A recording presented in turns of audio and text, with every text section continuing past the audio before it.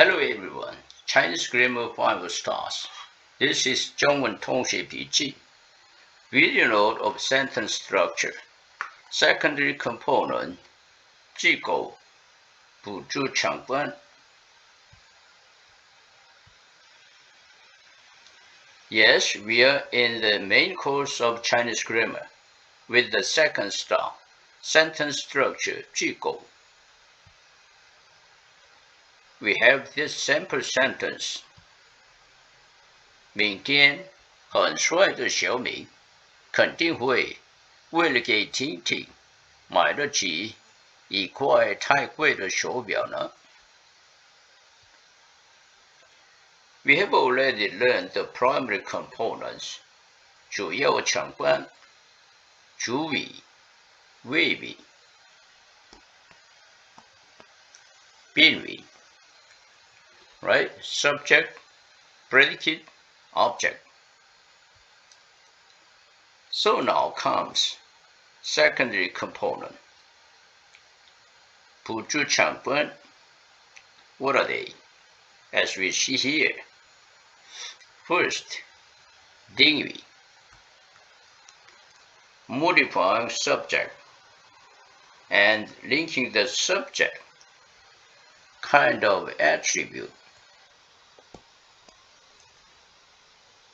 Right? Next, 状语, 副主语, modifying predicate as adverbial placed before the predicate. 状语 includes 3 other parts such as 副词 adverb, modifying predicate or restrictive predicate, and 助动词 or 能源动词 auxiliary verb. Right? Next, 介句 or 介词句 prepositional phrase.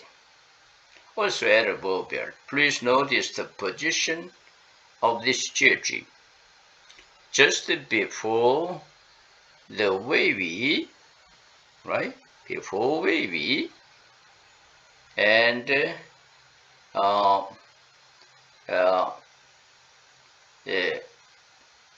we need to take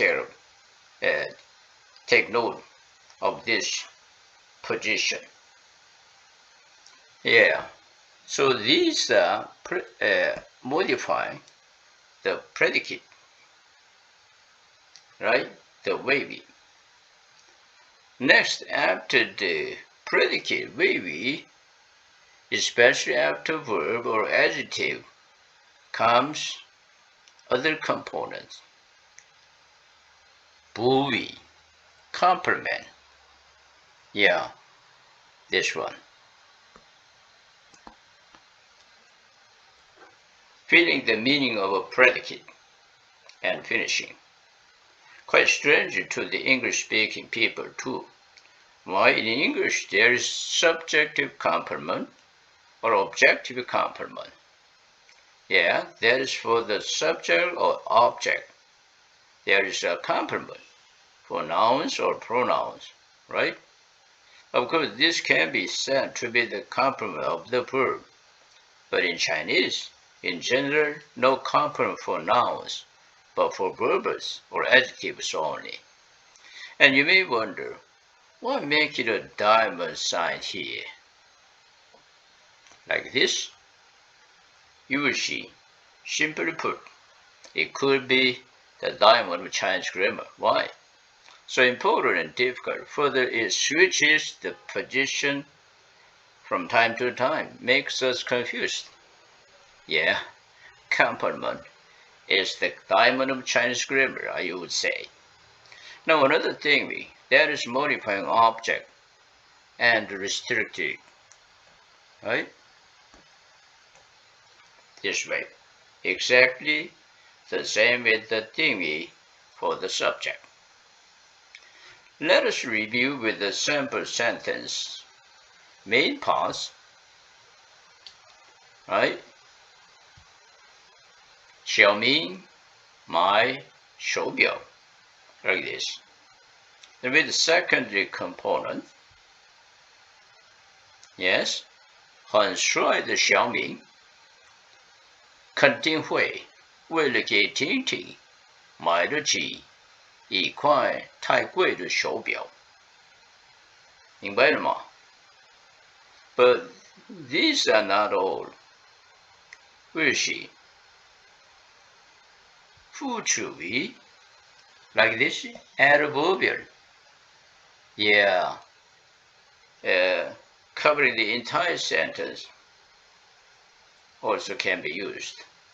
Also, like this one, third elements, such as to 助词. Yeah, there's one more headache for English-speaking people. Yeah, so-called aspect particle, or we call it 动态助词. Yeah, or tense particle, somebody says. Next, yeah, modal particle, or 语气助词. This way, right? Yeah, the 动态助词 comes after this way, after the verbal adjective, generally after the buoy, but sometimes before the buoy, shifting the position. When you study the buoy, we'll consider this in full length. Let's review one more time with the sentence structure template clothesline. Yes, main parts. For example, 小明买手表，主语、谓语、宾语 like this, with the secondary components. 很帅的小明肯定会为了给婷婷买得起一块太贵的手表。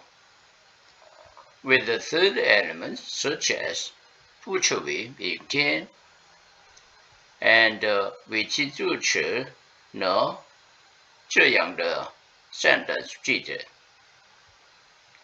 Complete sentence read in Chinese order in English.